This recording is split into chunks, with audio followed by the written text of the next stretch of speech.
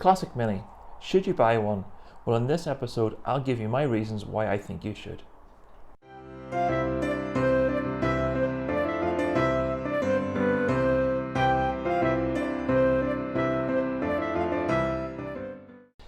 Hi and welcome to the channel, and welcome to this, our Christmas special.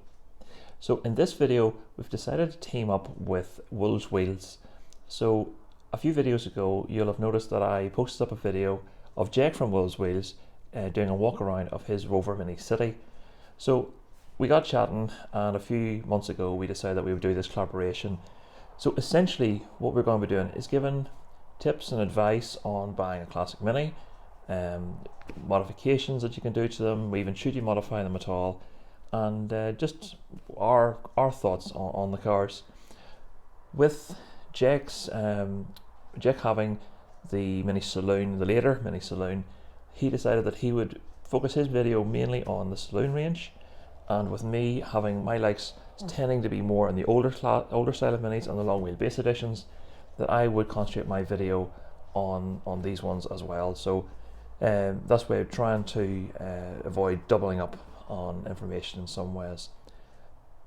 Jake's video has just gone live the same time as this one, so when you finish watching my video, jump over to Jake's channel and you can check out his video on the Mini Saloon range. I'll actually put a link up here to Jake's channel, and there'll also be a link in the description below, and at the end of this video as well, I'll put another link on the screen here that you can jump over to his video. So yep, let's jump to it. So let's kick off with a very basic introduction just to the Mini in general. So Sir Alex Izagonis, the designer of the Mini, was given a brief to produce an economical family car which would beat the influx of bubble cars which are coming in from Europe as a result of the Suez oil crisis. So on the 26th of August 1959, the Mini was introduced to the public as the Austin 7, produced at Longbridge in Birmingham, and as the Morris Mini Minor, produced in Cowley and Oxford, as well as produced by a number of manufacturers across the world under license. So the Mini began life as the saloon model, and it was only differences between the two brands was colours, some badging and some minor trim levels. But basically all Minis were the same no matter what the manufacturer. So they continued right through until year 2000 with some varying changes on bodywork and so on as the years went on, and some other improvements. But I'm getting away from maybe this video a little bit, that Jake on his video on Wull's Wheels, he'll be concentrating on the saloons and giving a bit more information about the changes that the saloons made and so on, while I'll be looking mainly at the long wheelbase models.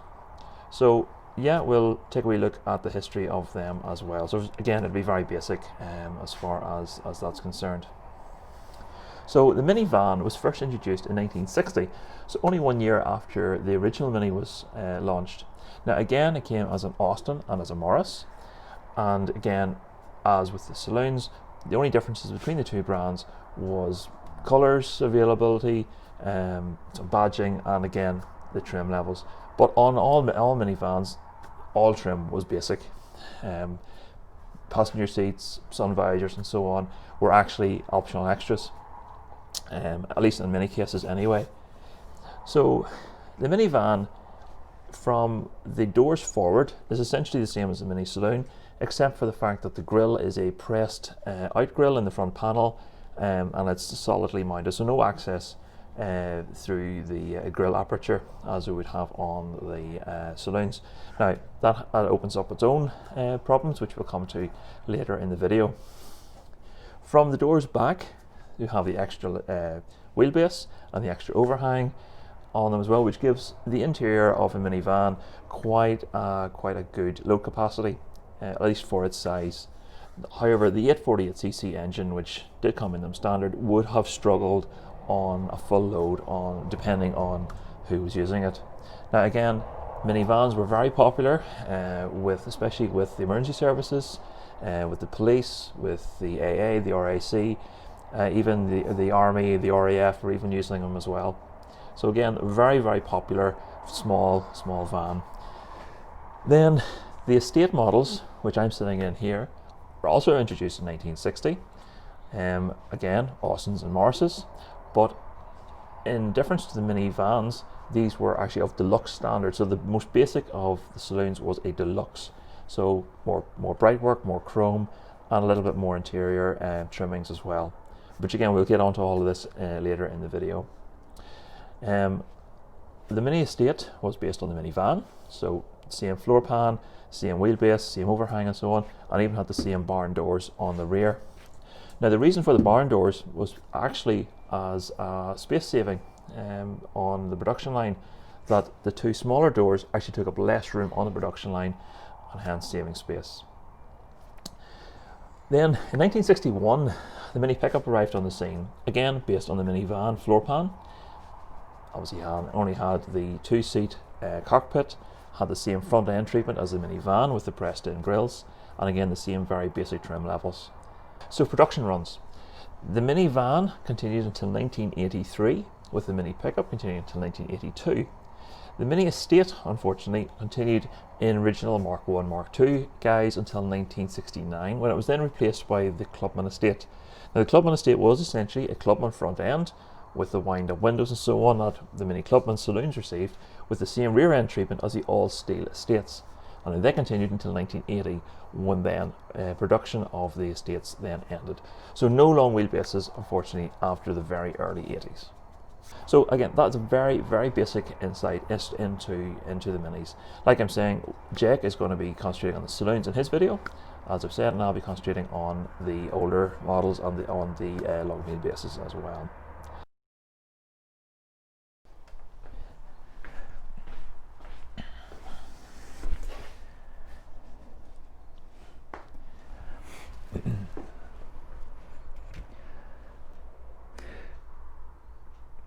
If we think about servicing now, well, even though the Mini has quite a compact engine compartment and everything is quite tight in here, servicing is relatively easy.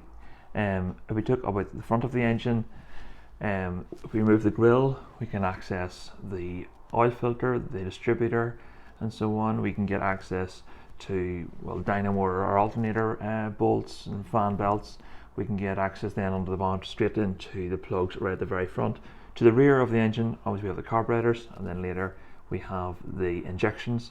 But again, it's relatively easy to get at, although access for getting tools and so on towards the back of the engine is a little bit more complicated. But for the most part, servicing is quite easy. Now, I mentioned about removing the grille. Now, this is where the vans and the pickups become a little bit of a problem child.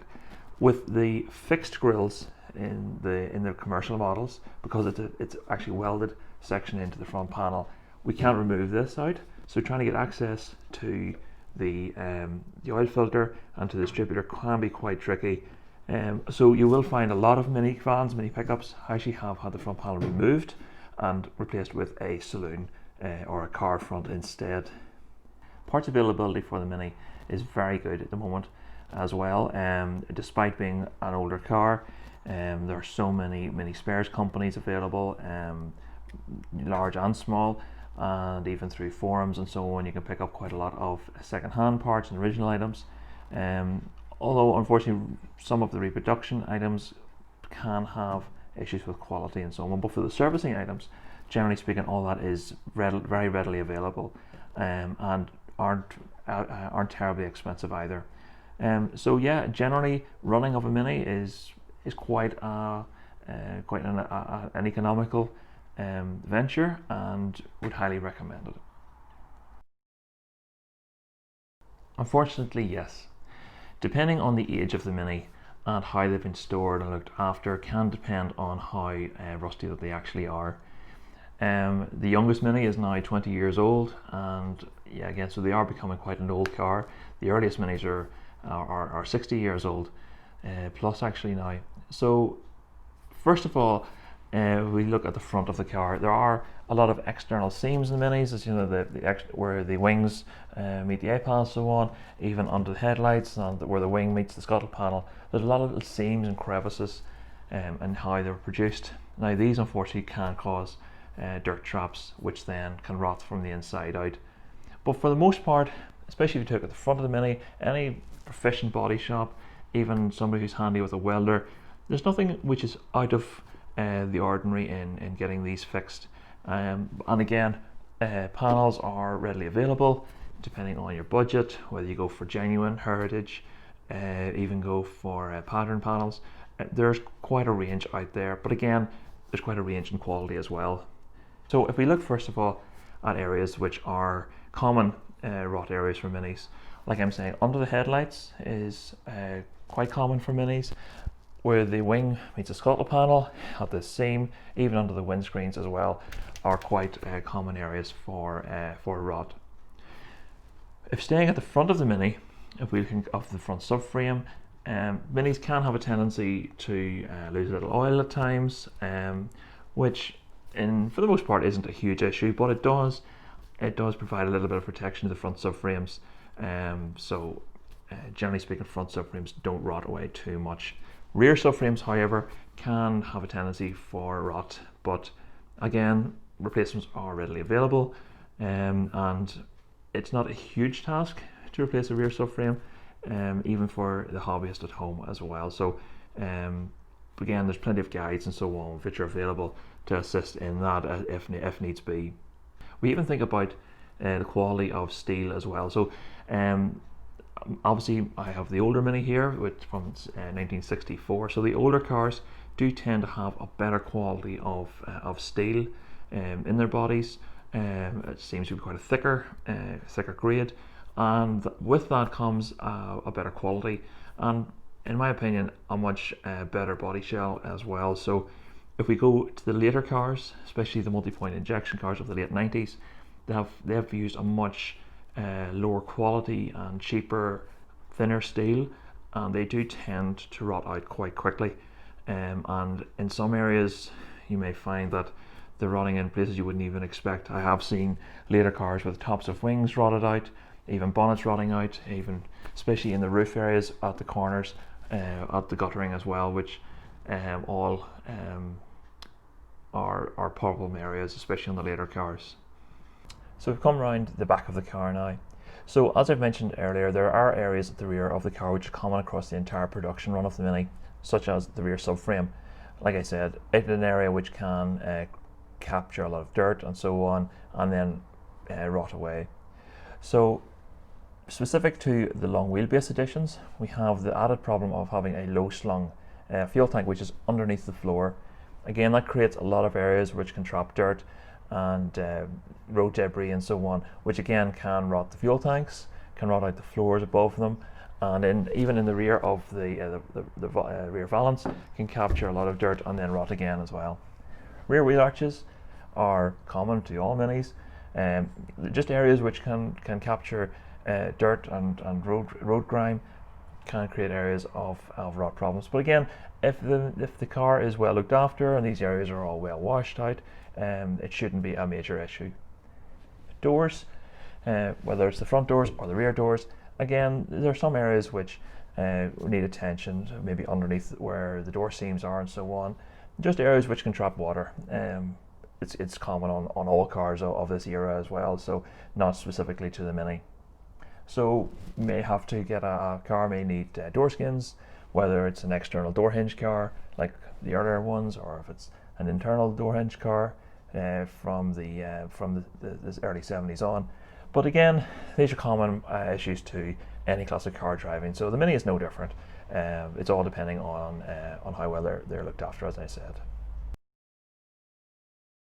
So the first thing I would say would be definitely go and join your local Mini club.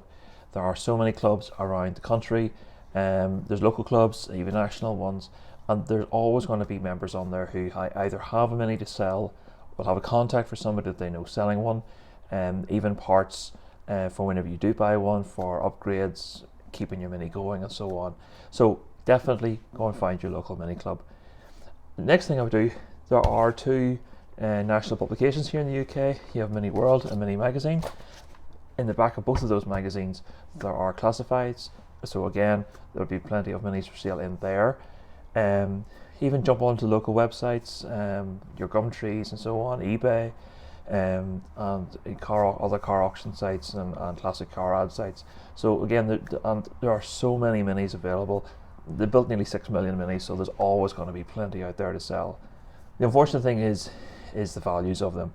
Mini values are starting to skyrocket this last few years, and trying to find a good one at a reasonable price is getting few and far between now. So even the basket case restorations are fetching some fairly high numbers now. I think that's across the board generally. Long wheelbase minis, I'm afraid, are getting more and more scarce. There's not so many of these were actually produced, so again, values of them are really going through the roof now as well. I was lucky, I have this car over 20 years, and when I found it, it was even through a friend. It was only about £150 I gave for the car at the time. I did see a Woody Traveller needing a full restoration, completely rotten car, and it was pushing up into the high thousands. So like I said, minis are getting quite expensive, but don't let that put you off. There are still bargains out there as well. You just need to find them. Maybe the older models, maybe if you're starting out in minis, maybe not the first ones to go for. Maybe go for the later 80s cars and so on in saloons, where there's more and more of them and more of them available. The prices aren't too bad yet, but yeah, if you are able to, definitely push for the older models if you can, as their values are just going to steadily increase every year. So that's my advice. Whether you modify your Mini or not is completely up to yourselves. Like, the world is completely your oyster as far as Minis are concerned. There are no two Minis the same, and every Mini is as individual as their owner. So some people have the wonder, is it modify versus originality? Which one is worth more? Yes, of course, a completely standard and restored car may be worth more than one which has been modified, because you're reducing the number of people who may be interested in it once you sell on. If you're not going to sell your Mini, feel free, just do whatever you want. It's completely bespoke and unique to yourself. I've modified my Traveller, because a Traveller is a rare enough car. I'm never going to sell this car. I've built it for myself. As long as you build the car for you, it doesn't matter. Haters are going to hate anyway. There's always going to be those who are originality is the only key. There's only way to go. If that's your prerogative, that's completely up to yourself. If you want to modify it, definitely go ahead and modify. Like I said, there are so many spares companies out there. There are so many companies offering modifications, whether it's mechanical, interior, wheels, wheel arches, even going with paint jobs. Completely, like I'm saying, completely up to yourself. So definitely, if you want to modify, go ahead. So you've decided to modify your Mini, and that's brilliant. But you're wondering what you can do. Well, there are so many things that you can do. There's engine modifications, interior modifications. There's so much you can do to the exterior of your Mini. Literally, the world is your oyster, and there are so many things available out there.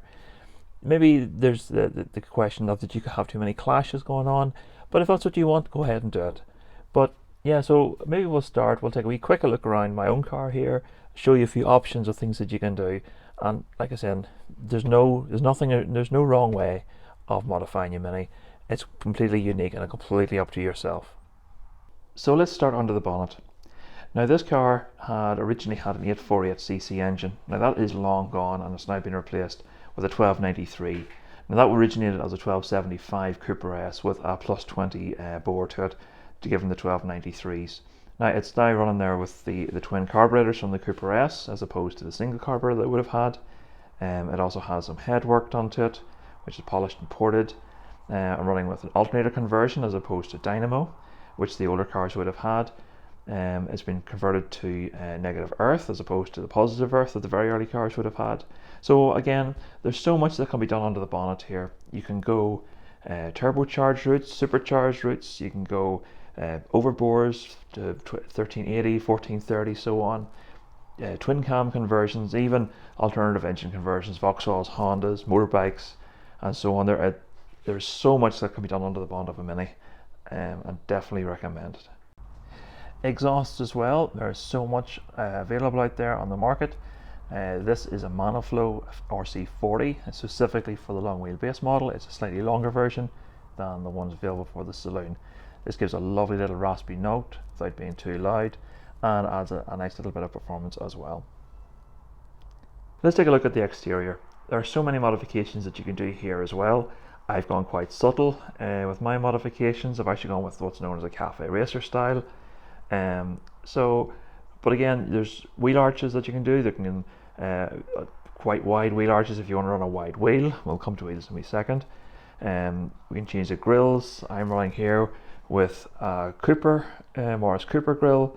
This was the car's original grill. That's the standard pressed Mark 1 Morris grill. Beside it there is an Austin Ripley grill of a super type.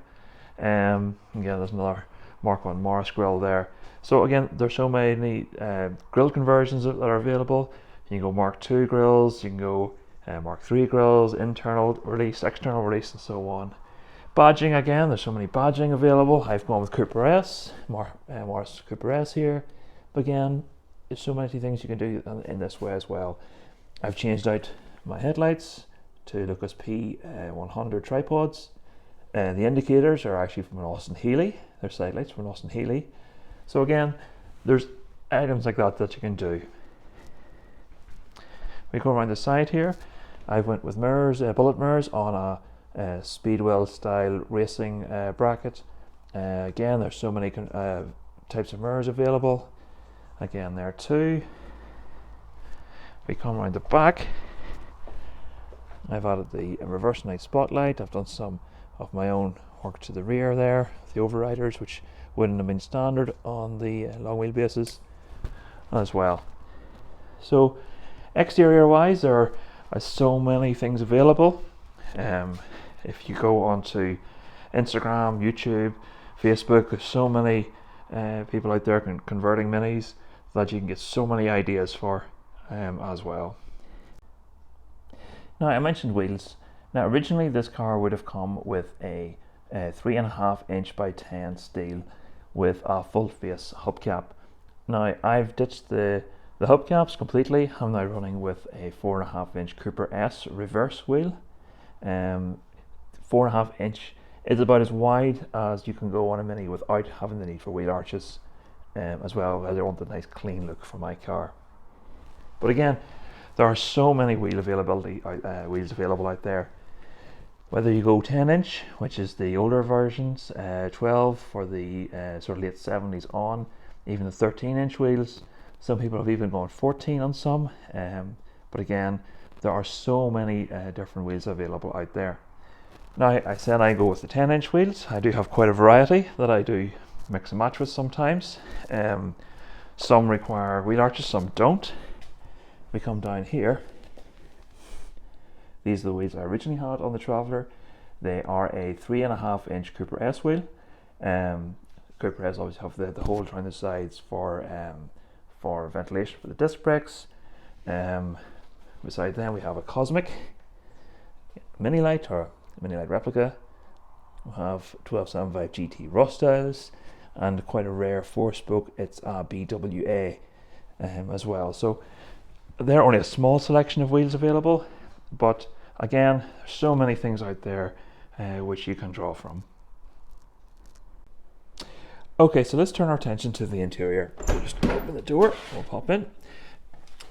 Okay, so essentially the long wheelbase editions are exactly the same from the B posts forward. So floors, dashes, etc., all exactly the same between the long wheelbase editions and their short wheelbase editions. So if there's so many things that can be done with a Mini, whether it's long wheelbase, short wheelbase, there's so much available out there. So really anything that can be bought for a Mini saloon, we can put here in the front of the Traveller or a van or a pickup. But I'll just basically showcase what I've done. This is very basic of what you can do, but like I'm saying, there are so many things available out there that you can avail of. The first thing you can say about what I've done here is with the dash. So I've retained the car's 3-clock dash as original, although I now have fitted a Wolseley Hornet walnut dash surround. And as you can see there, if it focuses, I have a 130 mile per hour Cooper S Speedo. I've added to this some auxiliary gauges. Now, some of these aren't actually wired in yet. There'll be a video coming shortly showing that. What I can say though about this car is, as you can see with the switch gear, the wipers, the indicators and the horn, even the rocker switches in the dash rail, these are all from a slightly later Mini. These are actually all from a 1980s Mini. So the reason why I did that was, at the time I was still in school, Minis were still quite cheap, so I bought a full donor car, and that gave me a full wiring room for the Traveller as well. Again, this is an upgrade. I may change back to the original switchgear, but it's an option as well. Probably one of the biggest changes that I've done with the interior is actually with the gear selector. So as you can see, this is now mounted above the carpet. Now originally this car would have had what's known as a magic wand or pudding stirrer, which is a long gear shifter which went straight through the floor here, where this rod is going through, directly into the gearbox. Now I swapped the car over to a rod change, and due to having a larger exhaust in the car and with the rod change, there wasn't enough room for both under the floor, so I went with this. It's a CAD system. That's a Kent Automotive Design internal gear selector. So it's a quick ratio and it's quite a slick gear change as well. So that was a lovely upgrade that I did. Again, other upgrades would be the walnut steering wheel. It's a Modellita replica that I've had adorned with the Cooper centre. On top of that, I've added the alloy lever handles. The door pulls are actually from a Morris Minor, and again, if you can see it there, that is a grab handle from a Morris 1800 Land Crab. Again, other upgrades, there's so many of these things available, like mirrors. I went with the chrome mirror as opposed to the originals. The black top dash rail, that's a Cooper S. Originally my car would have been body coloured across there. And I made these little switch panels. Again, these are for future if I put spotlights in the car as well. So let's talk seats now. Originally I would have had non-reclining seats which are fixed back. Mark 1 seats aren't renowned to be the most comfortable in the world. There are loads of options out there if you're upgrading the older cars. Recliners, microcells, low back buckets like I have here. Now these are Cobras, or else there's high back buckets. So many different things. You even see some other cars and so on. Now I went with these. I think they're in keeping with the period that I'm going with, the cafe racer style as well.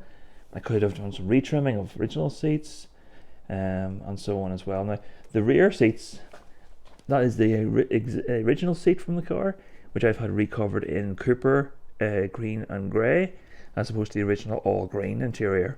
Again, all of the door cards, quarter panel cards, boot cards and so on, they are all new from Newton Commercial. There's other interior companies out there as well.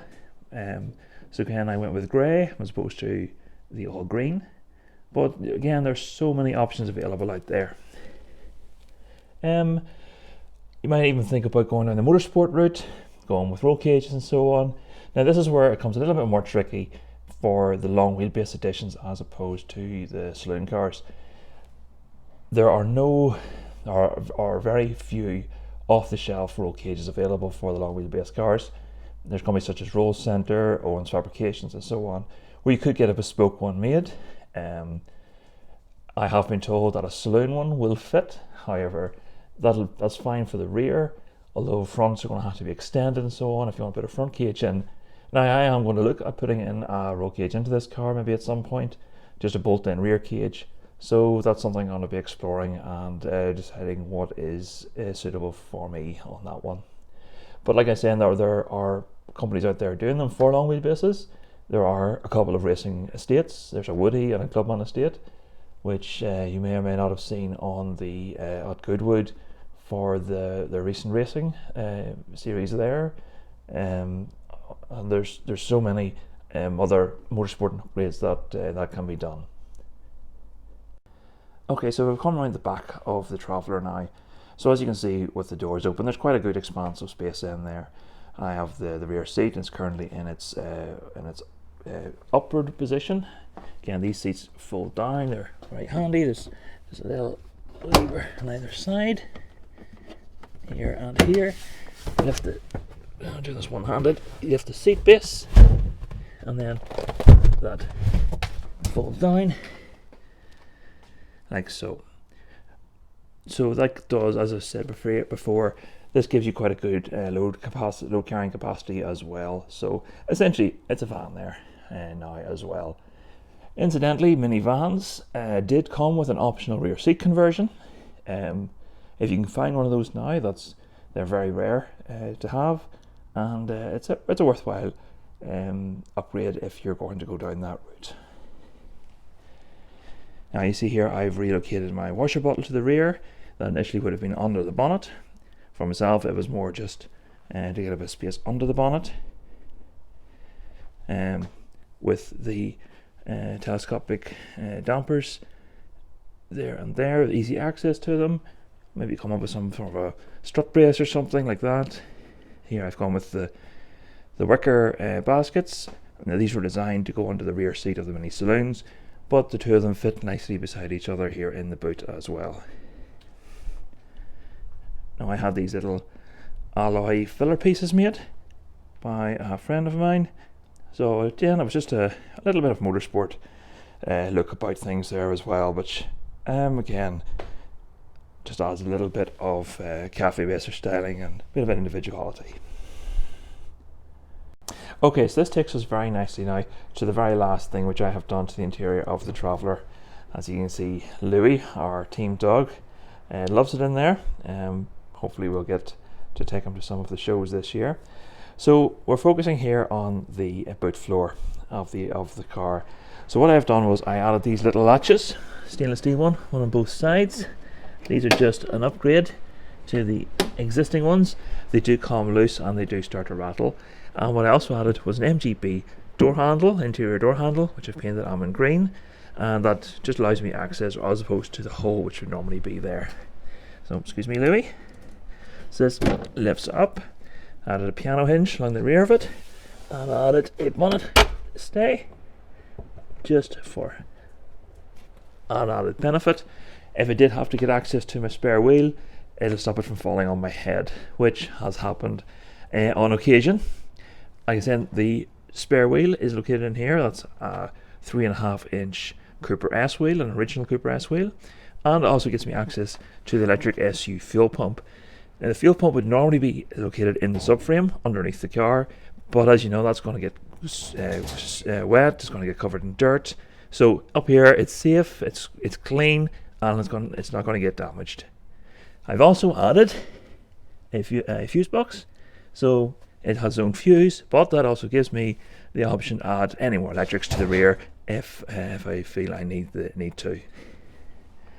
Because here I do actually have some wiring into the rear, which takes me into here, which is the wiring for the reversing light.